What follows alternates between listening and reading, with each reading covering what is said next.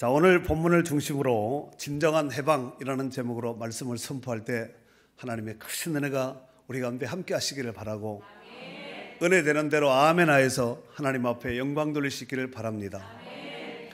오늘은 우리나라의 역사 가운데 매우 의미 있는 날입니다. 잘 아시다시피 일본의 식민지로 있다가 해방된 지 76년째를 맞게 되는 8.15 전리오 광복 주일입니다. 우리나라는 1910년 한일 합방 이후에 일본의 식민 통치 아래에서 말로 할 수 없는 고통과 고난의 압제 속에 살아가다가 이제 1945년 7월 16일 날 미국에서 원자폭탄을 만드는 데 성공했습니다. 그리고 8월 6일 이날이 제가 네이버에서 날짜 계산을 1945년 달력을 제가 찾아봤습니다. 이날이 무슨 요일인가 제가 찾아봤더니 1945년 7월 16일 날이 원자폭탄을 만든 날이에요. 월요일 날입니다. 그리고 그로부터 3주 뒤에 8월 6일 월요일입니다. 8월 6일 오전 일본 히로시마에 인류 역사상 최초로 원자폭탄이 투하되었습니다. 리틀보이라고 일컫는 이 원자폭탄은 소형 자동차 정도의 크기의 이런 사이즈지만 그 위력은 실로 엄청났습니다. 폭탄이 떨어진 날에만 히로시마에 사람이 얼마나 많은 사람이 죽었냐면 순식간에 10만 명이 죽었습니다. 그리고 8월 6일 이틀 뒤인 8월 8일 수요일입니다. 8월 8일에 나가사키에 원자폭탄이 두 번째 떨어졌는데 이때 또 약 한 10만 명 정도가 죽었습니다. 그러니까 약 한 20만 명, 21만 명 정도 이렇게 추산하고 있는데 그로 인해서 일본 천황은 무조건 항복하면서 그때 우리나라가 해방을 맞게 된 것입니다. 그런데 8월 15일 날이 제가 또 요일을 찾아봤더니 수요일이었습니다. 수요일. 그러니까 8월 8일 날이 수요일인데 그 다음 일주일 뒤인 8월 15일 날이 해방을 맞게 되었다는 것입니다. 일본은 전쟁에 실패해서 항복했지만 우리나라는 해방이 되어서 만세했습니다. 그러니까 그렇죠. 이쪽에는 항복, 이쪽에는 만세. 아마 시비가 엇갈린 이런 날이 되지 않았겠나 싶습니다. 물론 우리나라가 그러한 해방을 맞기까지는 우리 민족의 나름대로의 독립적인 독립운동을 하기는 했지만 결정적인 것은 미국의 원자폭탄 투하로 인해서 우리나라가 해방을 맞게 된 것입니다. 그러므로 원자폭탄은 일본에게는 치명적인 해를 끼치는 폭탄이 되었지만 우리에게는 해방을 맞게 된 결정적인 구원의 폭탄이 된 줄로 믿습니다. 그로 인해서 우리가 해방이 되어서 이 자유 대한민국에서 이와 같이 행복하게 살고 있는 줄 믿습니다. 그러므로 이제부터는 다시는 치욕스러운 나라가 되지 않도록 우리가 국민들이 정신을 똑바로 차리고 잘 지켜나가야 됩니다. 구약 성경에 보면은 이스라엘도 애굽에서 약 한 430년 정도 종살이했던 이런 역사적인 사건이 있었습니다. 그런데 애굽에서 그렇게 비참하게 종살이하며 소망이 없는 이스라엘 백성들에게 마치 1945년에 떨어졌던 원자폭탄과 같은 그 사건이 있었으니 바로 모세를 통한 애굽의 10가지 재앙이었습니다. 애굽의 바로는 10번째 재앙인 초태생의 죽음으로 무조건 항복하게 되었고 이스라엘 백성들은 만세 하면서 하나님의 은혜로 출애굽을 하게 된 줄로 믿습니다. 결국 10가지 재앙은 애굽인들에게는 원자폭탄같이 치명적인 해를 입혔지만 이스라엘 백성들의 입장에서는 그로 인해서 결정적으로 해방을 맞게 되었다는 말씀입니다.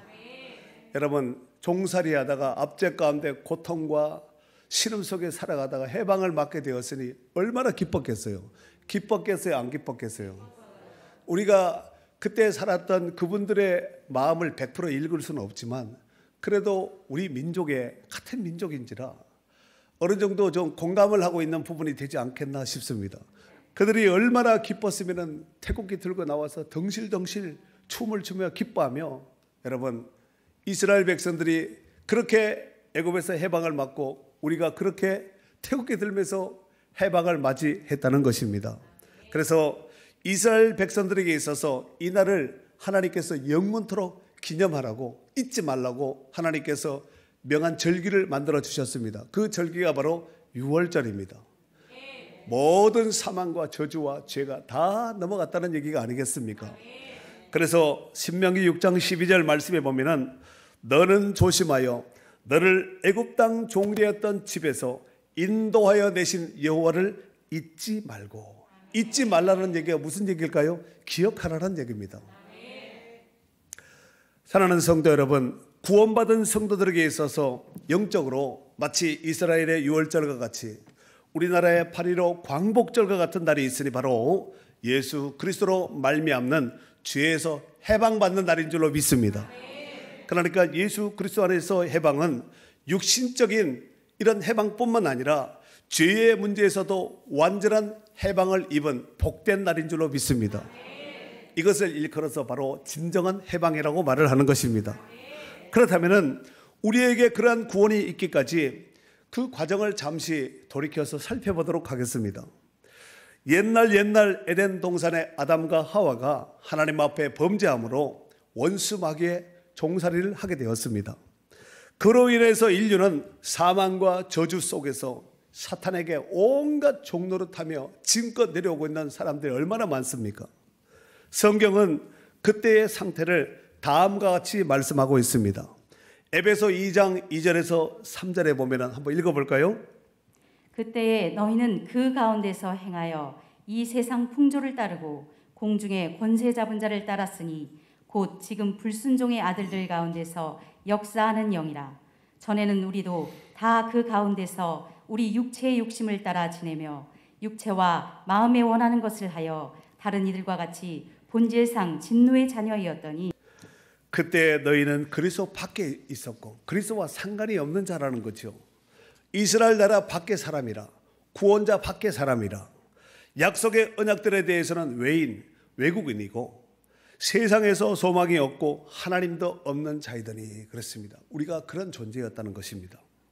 사랑하는 성도 여러분, 그렇습니다. 우리가 예수 믿고 구원받은 우리에게 구원은 또 다른 의미 있는 날인 줄로 믿습니다. 즉 죄로 인한 사단의 종살이 하다가 영원한 저주의 심판을 받고 지옥의 나락으로 떨어질 수밖에 없는 우리를 위하여 그리스도 예수께서 십자가에 못 박혀 죽어주심으로 인하여서 죄에서 해방되어 하나님의 거룩한 자녀로 삼아주신 줄 믿습니다. 그 후로부터 누구든지 예수 그리스도를 믿는 자는 멸망치 않는 구원의 선물을 허락하시고 구원의 문도 지금도 활짝 열려 있는 줄로 믿습니다. 그래서 성경은 이렇게 말하고 있지요. 요한복음 3장 16절에 보면은 하나님이 세상을 이처럼 사랑하사 독생자를 주셨으니 이는 그를 믿는 자마다 멸망치 않고 영생을 얻게 하려 하심이라 라고 말씀하셨습니다. 그래서 우리가 믿고 구원받은 거 아니에요? 멸망치 않는 영생을 얻는 구원은 오직 예수 그리스도 안에 있는 줄로 믿습니다. 자, 오늘 본문에 그리스도 예수 안에 있는 자에게는 결코 뭐가 없다고요? 정죄함이 없다고 말씀하고 있습니다. 그 이유는 뭘까요? 그리스도 예수 안에 있는 생명의 성령의 법이 죄와 사망의 법에서 우리를 해방시켰기 때문에 그렇습니다. 할렐루야! 그리스도 예수 안에 있는 무슨 법이? 생명의 성령의 법이 무슨 법을? 죄와 사망의 법에서 누구를? 여기서 너를이라고 해당되는 이것은 예수 안에서 구원받은 모든 사람을 지칭하는 거예요. 그래서 우리를 구원 해방시켜 주신 줄로 믿습니다. 자, 여기서 너를 해방하였습니다 라고 말씀하고 있는데 이 해방은 엘류테레오라는 단어를 쓰는데 자유롭게 하다, 해방하다 이런 뜻을 가지고 있습니다. 그러니까 해방의 주체는 우리가 뭘 해서 해방받은 것이 아니라 그분이 이뤄놓으심으로 해서 우리는 해방을 받은 것입니다. 정리하면 그분이 주셨고 우리는 받은 거예요. 사도행전 4장 12절 말씀에 보면은 다른 이로서는 구원을 받을 수 없나니 천하 인간의 구원 받을 만한 다른 이름을 우리에게 주신 일이 없다고 말씀하고 있습니다. 있다 없다? 다른 이름은 없다는 거예요. 오직 예수 그리스도인 줄로 믿습니다. 그런데 여기 엘유테레오라는 이 해방에 해당되는 이 엘유테레오는 문법이 직설법 과거 능동으로 되어 있습니다. 이게 무슨 얘기냐면은 예수님의 십자가의 구속 사역으로 우리가 직접 해방을 받은 것입니다. 해방을 받을 것이다가 아니라 해방을 받은 것입니다. 받을 것이다와 받은 것은 다릅니다. 아멘. 또한 이 단어는 종된 노예에서만 해방되어서 자유의 몸이 된 것이 아니라 인간의 자유를 막는 모든 속박으로부터 해방시켰다는 의미입니다. 그 범위는 영적인 것에서부터 육적인 것, 육적인 것에서부터 영적인 옥죄에 있는 모든 속박으로부터 해방을 시켰다는 의미입니다. 사랑하는 성도 여러분, 많은 사람들이 자유롭게 그냥 사는 것 같지만 뭔가 다 매여서 살아가고 있습니다. 눈에 보이지 않을 뿐입니다. 여러분, 매여서 산다는 것은 다른 말로 말하면 종로를 타고 있다는 것입니다. 이를테면 부모는 자녀들에게 매여서 삽니다. 그런 것 같아요? 안 그런 것 같아요? 뭐 그런 부모도 있겠지만 안 그런 부모도 있을 수 있어요. 또 직장인은 직장과 윗상사에게 매여서 삽니다. 나는 안 매였다, 안 매여서 살아요, 이렇게 말하지만 보이지 않는 끈으로 다 매여 있다는 것입니다. 그런 맥락으로 볼 때 완전한 자유인으로 산다는 것은 결코 말처럼 쉽지가 않습니다. 그로 인하여서 사람들은 어느 정도의 차이는 있지만 어딘가에 어느 정도 매여서 종노릇하면서 살아가고 있다고 해도 과언이 아닐 줄로 생각이 됩니다. 하지만 그러한저러 할지라도 그리스도 예수 안에 있는 자에게는 그것이 문제될 것이 없다는 것입니다.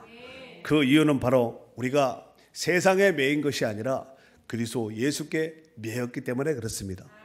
전에는 저쪽에 매여 있었지만 지금은 의의 종이 되어서 그리스도 예수께 매여 있기 때문에 그렇습니다. 로마서 6장 17절에서 18절에 보면은 하나님께 감사하리로다. 너희가 본래 죄의 종이더니 너희에게 전하여 준 바 교훈의 본을 마음으로 순종하여 죄로부터 해방되어 의에게 종이 되었느니라 라고 말씀하였고, 베드로전서 1장 18절 19절에 보면은 너희가 알거니와 너희 조상이 물려준 헛된 행실에서 대속함을 받은 것은 은이나 금같이 없어질 것으로 된 것이 아니요 오직 흠없고 점없는 어린 양 같은 그리스도의 보배는 피로 된 것이니라 그랬습니다. 금이나 은이 아니라 오직 흠없고 점없는 어린 양 같은 그리스도의 보배는 그 피로 구성함을 입었다는 것입니다. 이런 사도 바울의 강력한 선포는 오늘 본문에 로마서 8장 1, 2절의 이 선포는 여기서만 국한되어서 끝난 것이 아니라 그 뒤에 보면은 똑같은 로마서 8장 안에 있는데 그 뒷부분에 보면은 또 강력하게 사도 바울이 강력한 어조로 또 선포하고 있습니다. 세상에 그 어떤 것으로도 끊을 수 없는, 하나님과 우리의 관계가 끊을 수 없는, 그 어떤 것이라 할지라도 끊을 수 없는 관계가 되었다는 말씀입니다. 그런 의미에서 뒤에 33절에서 35절까지 한번 읽도록 하겠습니다. 읽습니다. 시작. 누가 능히 하나님께서 택하신 자들을 고발하리요? 의롭다 하신 이는 하나님이시니 누가 정죄하리요? 죽으실 뿐 아니라 다시 살아나신 이는 그리스도 예수시니 그는 하나님 우편에 계신 자요 우리를 위하여 간구하시는 자시니라. 누가 우리를 그리스도의 사랑에서 끊으리요? 환난이나 곤고나 박해나 기근이나 적신이나 위험이나 칼이랴. 아멘. 끊을 수 있다는 얘기예요, 없다는 얘기예요? 그 어떤 것이라도 우리를 그리스도의 사랑에서 끊을 수가 없다는 말씀입니다. 그리고 그 밑에 38절에서 39절도 한번 읽도록 하겠습니다. 시작. 내가 확신하노니 사망이나 생명이나 천사들이나 권세자들이나 현재일이나 장래일이나 능력이나 높음이나 깊음이나 다른 어떤 피조물이라도 우리를 우리 주 그리스도 예수 안에 있는 하나님의 사랑에서 끊을 수 없으리라. 아멘. 그렇습니다. 사망이나 생명이나 천사들이나 권세자들이나 현재일이나 장래일이나 능력이나 높음이나 깊음이나 그 어떤 피조물이라도 우리를 우리 주 그리스도 예수 안에 있는 하나님의 사랑에서 끊을 수 없다는 거예요. 끊어낼 자가 없다는 거예요. 영원한 끈, 튼튼한 끈, 끊기지 않는 끈입니다. 할렐루야.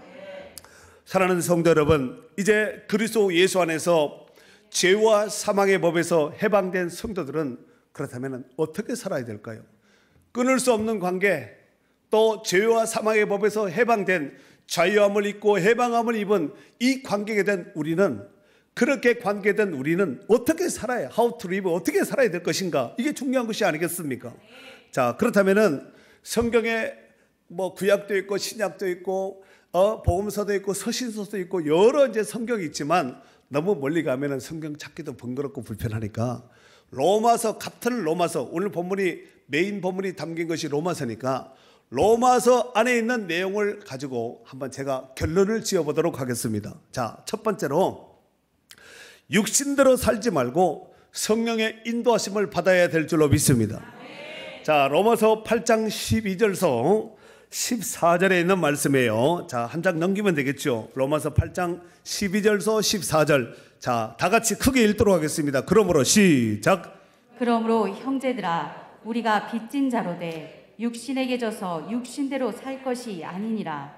너희가 육신대로 살면 반드시 죽을 것이로되 영으로서 몸의 행실을 죽이면 살리니 무릇 하나님의 영으로 인도함을 받은 사람은 곧 하나님의 아들이라. 아멘. 그렇습니다. 우리가 빚진 자로되 육신에게 져서, 이게 우리가 빚졌다는 것은 세상에 빚졌다는 것이 아니라 그리스도 예수 안에서 사랑의 빚을 진 거예요. 그래서 이제는 육신대로 살지 말고 육신대로 살 것이 아니라 육신대로 살면 너희가 반드시 죽는다는 거예요. 영으로서 몸의 행실을 죽이면 산다는 것입니다. 그래서 하나님의 영으로 인도함을 받은 사람이 곧 하나님의 아들이라는 것입니다. 하나님의 자녀라는 것입니다. 이 하나님의 성령의 인도하심이 오늘 가운데 우리 가운데 확실하게 있음으로 해서 그 인도하심을 따라서 광야 같은 여정이라 할지라도 삶이라 할지라도 믿음으로 넉넉히 승리하고 하나님의 구원에 이르고 또 하나님께서 허락하신 그 천국에 입성하는 복 있는 성도들이 될 수 있기를 바랍니다. 자, 두 번째로 영광을 받기 위해서 고난도 따른다는 것입니다. 여러분, 예수 믿고 구원받은 성도에게는 고난도 없고 걱정도 없고 근심도 없고 고민도 없고 행복하게 살 줄 알았더니 우리는 그리스도 예수 안에서 소속됨으로 인해서 또 다른 거룩한 영적인 고민을 하면서 살아야 되는 존재가 되었다는 것입니다. 자, 그런 의미에서 로마서 8장 17절에 있는 말씀을 다 같이 읽도록 하겠습니다. 자녀이면 시작. 자녀이면 또한 상속자 곧 하나님의 상속자요 그리스도와 함께한 상속자니 우리가 그와 함께 영광을 받기 위하여 고난도 함께 받아야 할 것이니라. 아멘. 자, 여기 보면은 자녀, 상속자, 하나님의 상속자, 그리스도와 함께한 상속자, 이 다 똑같은 말입니다. 자녀, 상속자, 하나님의 상속자, 그리스도와 함께한 상속자. 그런데 우리가 그와 함께 영광을 받기 위하여 그분만 영광 받는 것이 아니라 우리도 영광의 때가 있다는 것입니다. 우리가 그와 함께 영광을 받고 고난도 함께 받아야 할 것이니라 그랬습니다. 여러분, no cross, no crown 이 말 들어보셨지요? 고난 없이는 멸류관이 없습니다. 십자가 없이는 영광이 없다는 것입니다. 그런데 이 고난은, 그리스도 예수 안에서 받는 이 고난은 우리 죄로 인해서, 우리 문제로 해서 고난받는 것이 아니라 예수 믿는다는 그 이름 하에서 받는 고난을 얘기하는 것입니다. 거룩한 고난을 얘기하는 것입니다. 그런데 하나님은 얼마나 좋으신 하나님이냐면은 하나님은 우리에게 고난을 허락하십니다. 아브라함에게도 허락하시고 그렇잖아요. 뭐 바울에게도 베드로에게도 다 허락하지요. 근데 문제는 하나님은 감당할 시험밖에 허락지 않는다는 것입니다. 이 은혜가 우리 가운데 함께 있기를 바랍니다. 세 번째로는 소망 중에 즐거워하며 환난 중에 참고 항상 기도에 임쓰라는 거예요. 여러분, 사람이 소망이 있다는 것은 복이에요. 소망 없이 허망하게 살아가는 사람들은 정말 불쌍한 사람들입니다. 그러나